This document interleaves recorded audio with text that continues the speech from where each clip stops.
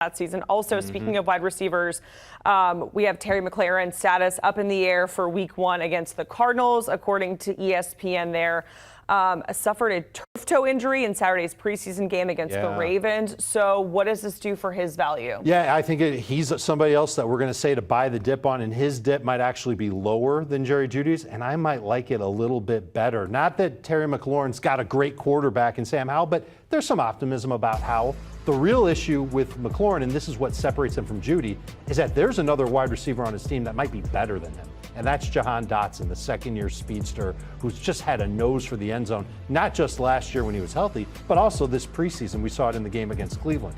Everybody's going to draft Dotson before McLaurin now. That's the easy part because we know that McLaurin shouldn't be ready to go for the start of the season. But like hamstring injuries, turf toe injuries can last a little while.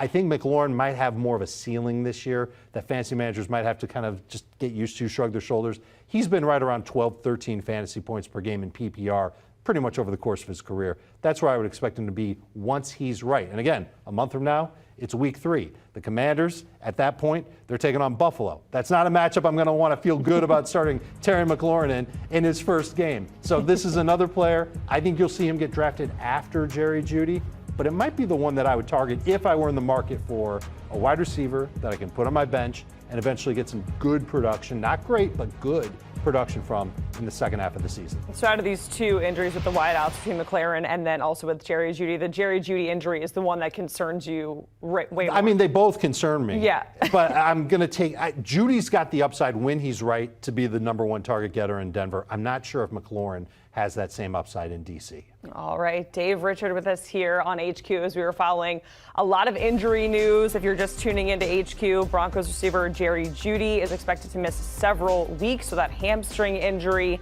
and then Terry McLaurin, I believe I just got that right that time. His status up in the air for week 1 against the Cardinals, according to ESPN. For all of your fantasy questions, make sure you tune into Fantasy Football Today, a CBS Sports fantasy podcast. Dave, Jamie, the whole crew, they got you covered. You can download and listen wherever you get your pods, or you can scan that QR code on your screen.